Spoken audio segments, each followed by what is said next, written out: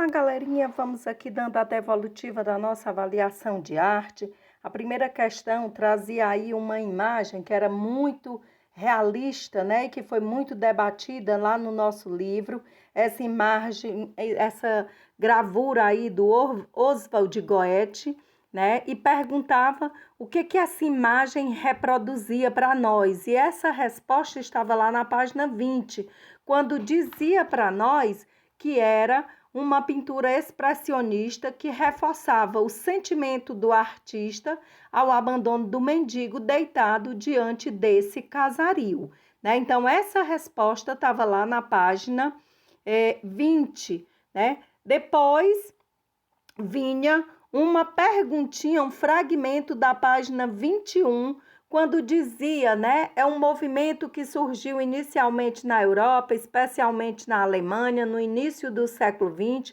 que influenciou artistas do mundo inteiro a usarem o sentimento do seu interior em sua arte. Estamos falando de qual movimento? Exatamente o movimento que produziu aquela arte lá em cima, né? É o movimento do expressionismo. O artista agora colocava na sua obra de arte, né, todo o sentimento, a subjetividade que tinha dentro do seu peito logo no pós-guerra, né? Então, após a guerra, aquele sentimento de que a guerra deixa mesmo tudo, né, fragmentado, cada um por si, Deus por todo. Então, foi assim que ficou reproduzido nessa imagem. Depois nós trouxemos outra imagem também do nosso livro, né, a aldeia do pintor Jean Dominique, né, e dizia que essa imagem é um dos marcos iniciais do movimento cubista. Essa informação está correta por quê, né? E aí a gente vai perceber aqui nas nossas respostas que seria a letra B, porque ela nos ajuda a perceber como a geometria passou a fazer parte da arte. Então, a palavra cubista, cubismo, vem de cubo, e o cubo é um dos elementos da geometria, né? O cubo, o triângulo, a esfera, o paralelepípedo, né? Então, tudo isso nos remete à geometria. Embora hoje o cubismo a gente possa estudar muito mais do que na geometria, a gente estuda na arte, na psicologia, né? na arquitetura, né? Então, depois foi se expandindo.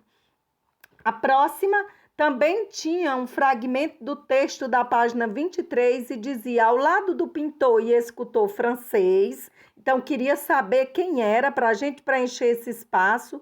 E lá embaixo dava 4 alternativas, né? Picasso fundou o cubismo, um estilo de pintura caracterizado pela simultaneidade, onde uma mesma imagem pode ser desenhada dando a impressão de estar sendo vista por diferentes pontos de vista, surgindo assim uma nova forma de representar o mundo tridimensional, em que vivemos no espaço bidimensional da tela, o mundo da arte. Então, do que nós estávamos falando aqui? Nós estávamos falando do francês Georges Braque, que foram os dois que fundaram o cubismo, né? Depois, na próxima questão, dizia: o cubismo é uma das vanguardas europeias, uma das artes, dos estudos que vieram da Europa, né? De maior destaque na história da arte, ou seja, a ruptura da arte clássica e conservadora. Por que rompeu? Por que teve essa ruptura? Porque antes do cubismo, tudo era muito voltado só para a arte sacra. Se pintava anjos, santos, deuses, né? E a vida real era como era ela é vista. Se pintava uma cama, a cama tinha que ser do jeito que ela era. Se pintava uma pessoa, a pessoa tinha que ser o mais próximo possível do que ela era. E aí o cubismo rompe com isso. Aí tinha 2 espaçozinhos para serem preenchidos. Porém, pelo francês Joseph Nicéphore, né, em 1826, e atribuído aos irmãos Augustus e Louis Lumière, em 1895, impactaram profundamente a arte, a qual não precisava mais ser apenas uma forma de registrar a realidade. Nós estamos falando de quê?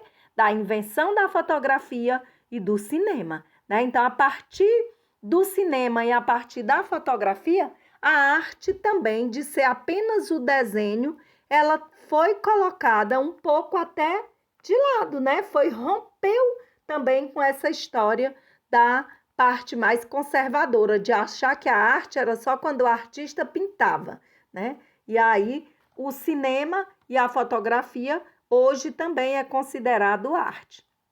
Na sexta questão, né, dizia: o cubismo foi incompreendido e criticado, como sempre aconteceu com a maioria das artes que representavam uma proposta nova e inesperada.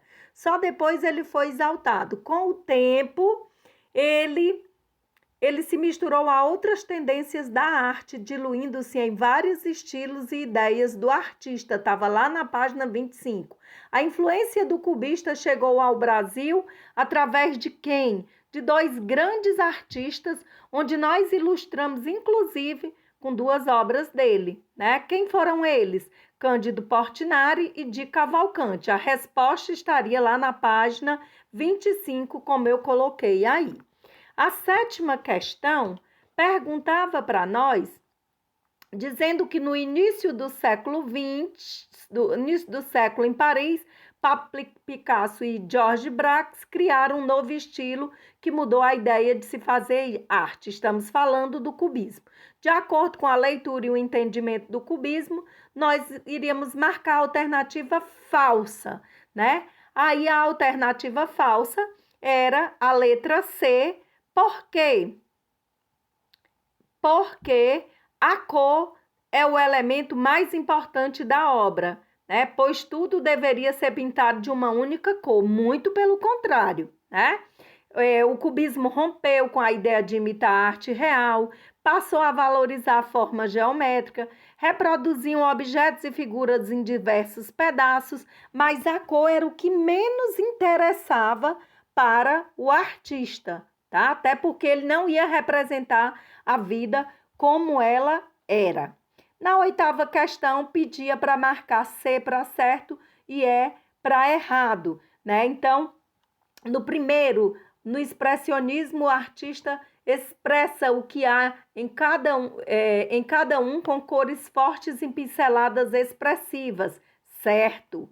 Os artistas cubistas não tinham nenhum compromisso em representar com fidelidade a aparência real das coisas, certo? Se eles usavam a geometria, então não tinha nenhum compromisso com a realidade. O expressionismo nasceu após a Segunda Guerra Mundial. Errado, foi após a Primeira Guerra Mundial, né? De 1914 a 1918. Depois, Pablo Picasso foi o artista que sozinho apresentou o cubismo ao mundo. Errado, a gente viu que foi com o Georges Braque, né?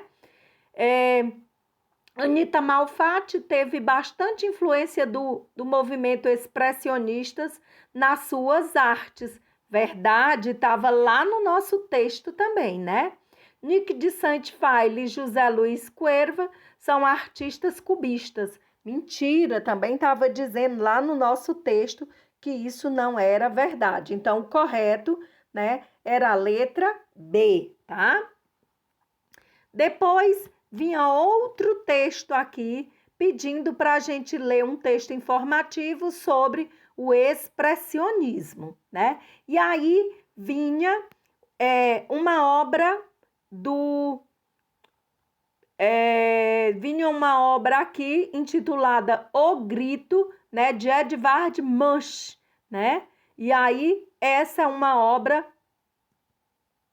que traz aí a característica do expressionismo também, pinceladas fortes e algo desesperador. Então, de acordo com esse texto lido aqui, vieram a última questão, as duas últimas questões, e perguntava: a ilustração da pintura abaixo foi feita por qual artista?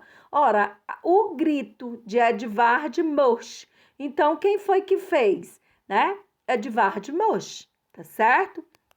Depois, na 10ª questão, vinha dizendo, com base no que você aprendeu até agora sobre a pintura expressionista e analisando a obra O Grito de Edvard Munch. Bom, se na nona eu tinha ficado em dúvida, a 10ª questão já me dava a certeza, né, de que era o Edvard Munch que tinha pintado O Grito, representando a obra mais expressionista, né, e mais famosa aí que nós temos dessa literatura. E aí perguntava, é correto afirmar o quê? A letra D, o expressionista é inclinado a deformar a realidade do modo cruel, caricatural, muitas vezes hilárico, faz a gente rir, porque tem o exagero, tem a distorção, tem a dramaticidade das formas, linhas e cores que revelam uma atitude emocional do artista que quer mostrar ao mundo sua forma de ver a existência humana. Então, aqui a gente vê que é um homem com a cara deformada, né? Então, era a letra D. Aguarde aí que eu vou já postar aqui o nome dos alunos que irão fazer a recuperação de arte.